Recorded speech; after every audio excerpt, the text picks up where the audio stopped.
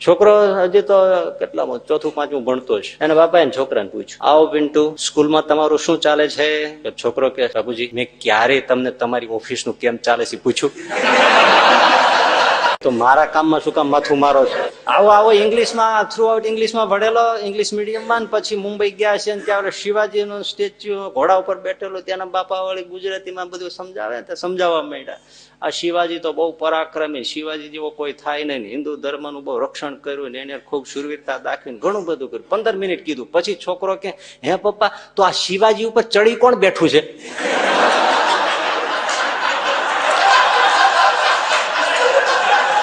હવે એ ઘોડાને શિવાજી સમજે લે. અને ચિંતા એટલે શું? હંમેશા ભવિષ્યની જ હોય. ચિંતા ભવિષ્યવાદી જ હોય. ભૂતકાળનો શોક કે હર્ષ હોય. ચિંતા હોય હંમેશા ભવિષ્યવાદ, ભવિષ્યકાળ વાચક છે. એ 5 મુખવાળી છે ચિંતા. ચિંતા આવે એટલે એના 5 મોઢા બહાર આવે. શું થશે, કેમ થશે, ક્યારે થશે, ક્યાં થશે, કોણ કરશે, આ 5 મોઢા છે. બસ આવું મંડે થવા એટલે તરત એ ચિંતાનું મોઢું બહાર આવ્યું છે. હવે શું થશે, ક્યારે થશે, ક્યાં થશે, કેમ થશે, કોણ કરશે, 5 મોઢા વાળી છે. આપણે જ્યારથી સમજણા થઈએ ને ત્યારથી ચિંતા વળગી જાય.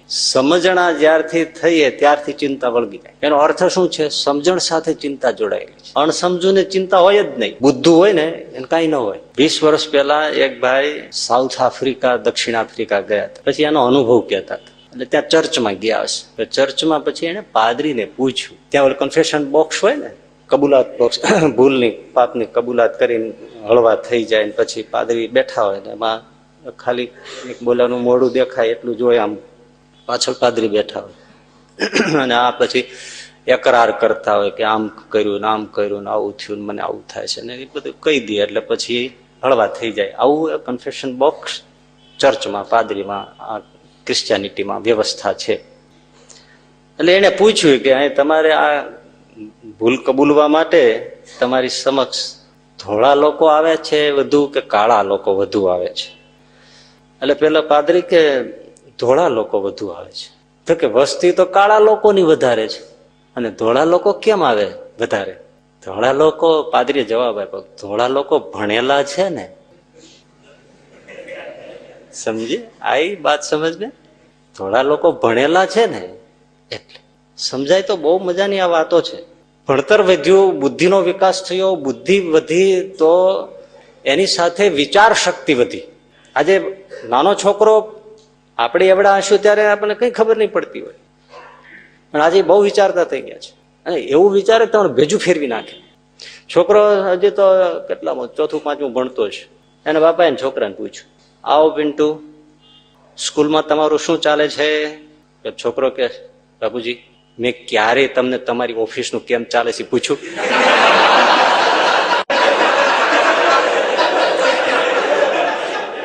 તો મારા કામમાં શું કામ માથું મારો છો? તમે જુઓ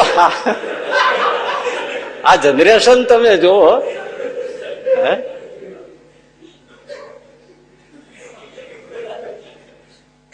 એટલે આજે બહુ વિચારતા થઈ ગયા.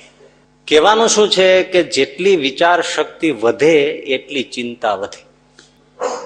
બહુ બહુ તમે આ જીવનને ટચ કરે એવો આ જે ચેપ્ટર છે, ધ્યાનથી સાંભળજો. જેટલું વિચારી શકે એટલો વધારે ચિંતાગ્રસ્ત હોય. એક ગુરુદાદા હતા ને, એટલે બ્રાહ્મણ, તે શું કરતા હતા? બેઠા હતા, બીજું શું કરતા હોય?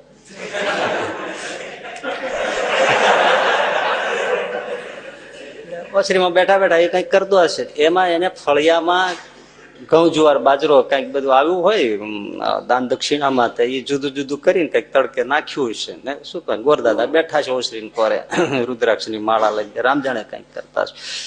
એમાં એને બહુ દરવાજા સરખા ન હોય, એમાં એક ગાય ઘૂસી.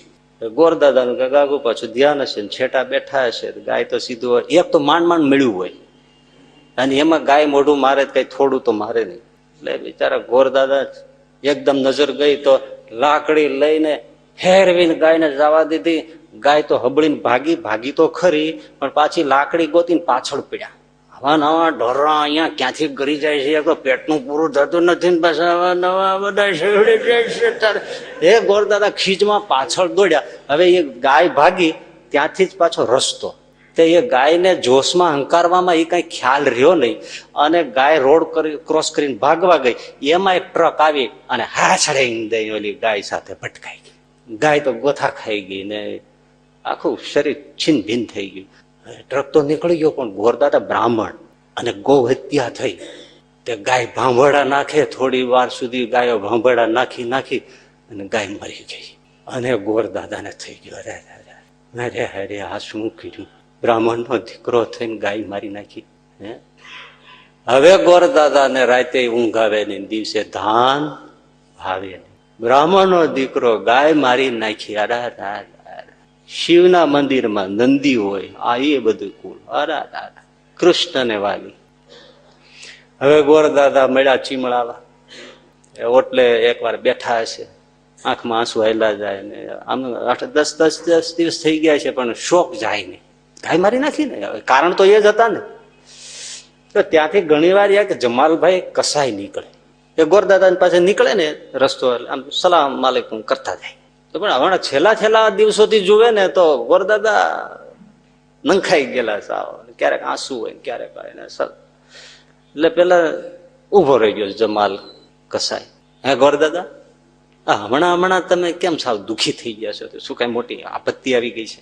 તો કે ભાઈ આપત્તિમાં તો તમને મારે શું કેવું, તો પણ કયો ને એમાં શું વાંધો છે? એવું કઈ નથી, અમારા થાય તો મદદ કરશું.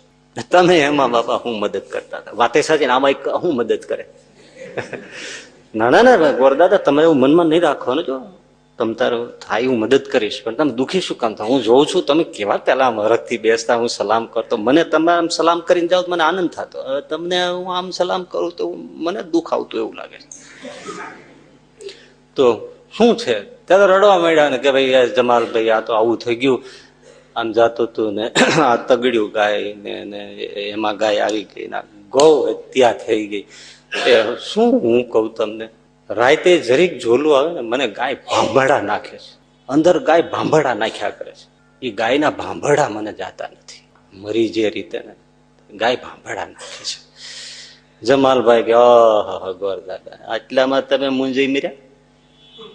મેં તો કેટલી ગાયો મારી નાખી છે. તમે છે ને જોડ લઈ સંકલ્પ કરીને તમે મને તમારી ગૌ હત્યા મને દઈ દો, હું લઈ લઉં. મારે તેવી કેટલી ભાંભળા નાખે છે, એમાં એક વધારે ગોરદાદા આપી દીધી. ગોરદાદા હળવા થઈ ગયા. પણ પેલો શું બોલ્યો, આવી તો મારે કેટલી ભાંભળા નાખે છે. વાત શું છે? વિચાર જ નથી તો એને ચિંતા જ નથી, અને ગોરદાદા વિચારે છો તો ચિંતા છે. એ ગોરદાદા વિચારે છે કે ગૌ હત્યાનું આટલું પાપ છે, આમ છે, એનો અર્થ એવો નથી વિચારવું નથી ના, બધું આવશે. પણ ગોરદાદા વિચારશીલ છે, એ પાપ પુણ્ય ને વિચારે છે. હવે જે પાપ પુણ્ય નો વિચાર જ નથી કરતો એને શું ચિંતા થાય? એટલે એને તો ગૌ હત્યા કે કઈ ગણતરીમાં જ નથી. મૂળ મુદ્દો સમજાવવાનો શું છે કે વિચારે એને ચિંતા, જે વિચારે એને ચિંતા.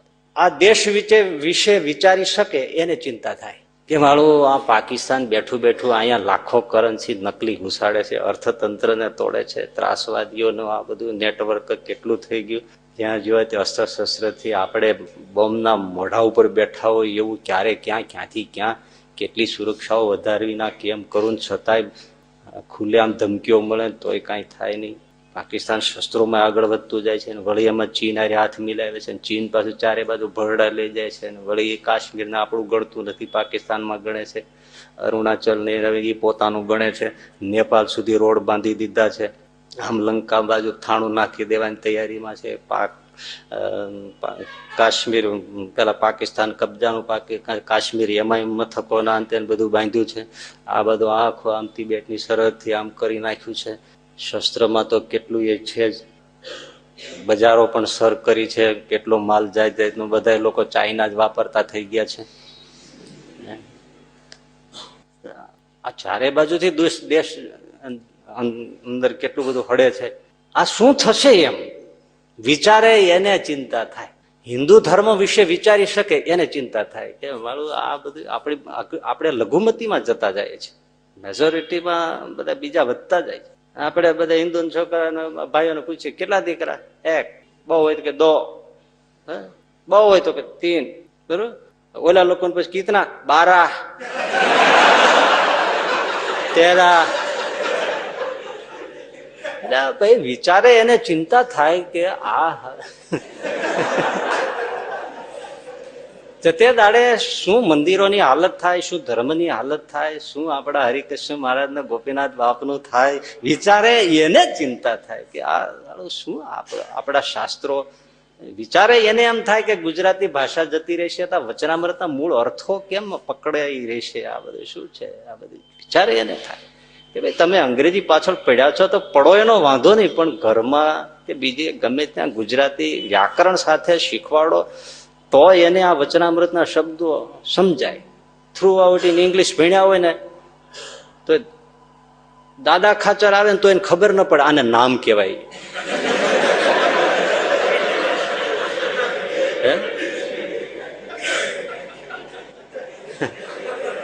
ખબર ન પડે ને આ દાદા ખાચર એટલે શું, થિંગ શું છે, એમ આ કઈ વસ્તુ છે દાદા ખાચર. આવો ઇંગ્લિશમાં થ્રુ આઉટ ઇંગ્લિશમાં ભણેલો, ઇંગ્લિશ મીડિયમમાં, પછી મુંબઈ ગયા છે ને ત્યાં શિવાજીનું સ્ટેચ્યુ ઘોડા ઉપર બેઠેલું, ત્યાંના બાપા વાળી ગુજરાતીમાં બધું સમજાવે તો સમજાવવા માંડ્યા. આ શિવાજી તો બહુ પરાક્રમી, શિવાજી જેવો કોઈ થાય નહીં, હિન્દુ ધર્મનું બહુ રક્ષણ કર્યું ને એને ખૂબ શૂરવીરતા દાખવીને ઘણું બધું કર્યું. 15 મિનિટ કીધું પછી છોકરો કે હે પપ્પા તો આ શિવાજી ઉપર ચડી કોણ બેઠું છે?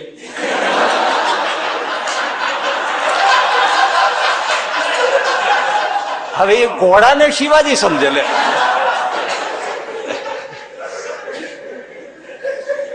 એના બાપાએ કપાળ કૂટ્યું કે મારું દુર્ભાગ્ય ચડી બેઠું, બીજું શું?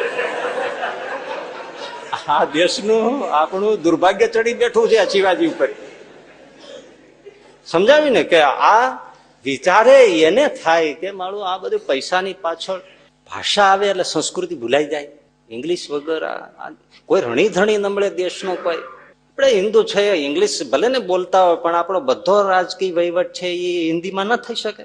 હમણાં હું એક જગ્યાનું ફંક્શનનું થોડું સાંભળતો હતો તો હિન્દી ભાષી જે સાધુ આવ્યા હતા એ બધા ગુજરાતીમાં બોલ્યા અને આપણા ગુજરાતી મૂળ હતા એ હિન્દીમાં બોલ્યા.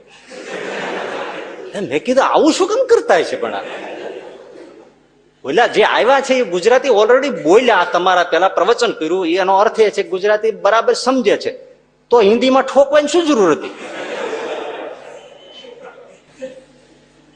એટલે વિચારી શકે તો એને એમ થાય કે આ હિન્દુ ધર્મનું શું થશે, શાસ્ત્રોનું શું થશે. વિચારી શકે એને ચિંતા થાય કે મારું ભવિષ્યનું શું, કેરિયરનું શું, એને ચિંતા થાય. વિચારી શકે એને ચિંતા થાય કે સાલો મનુષ્ય દેહ મળ્યો, આટલા વૈયા ગયા, હજી જો કઈ નહીં કરીએ તો આપણે લખ 84 ઉભી છે, મરી જશું, મોક્ષ કેમ થશે, સુખ્યા કેમ થશું. આ બધી અનેક જાતની સંસ્કૃતિ, જન્મ મરણ, એમાં આ જન્મના નથી આપણે ભોગવી શકતા, એમાંથી નીકળી નથી શકાતું, તો બીજા કેટલાય એવા જન્મમાં ક્યાં ક્યાં દુઃખ ભોગવીને મરી જશું. એ મનુષ્ય દેહનો વિચાર કરી શકે, મનુષ્યના દેહની દુર્લભતાનો, શાસ્ત્ર ન્યાય, મોટા અનુભવી સંતોના ન્યાય, તો એને વિચાર આવે અને એને ચિંતા થાય કે કરવા જેવું કઈ હજી કરી શક્યા નથી. પણ ન વિચારી શકે એને શું કઈ વિચાર થાય, એને કઈ ચિંતા થાય? મહાભારતનું યુદ્ધ મંડાણું તો અર્જુન વિચારશીલ છે, એને ચિંતા થઈ. આખો વિષાદ યોગ નામનો અધ્યાય થઈ ગયો ને પેલો,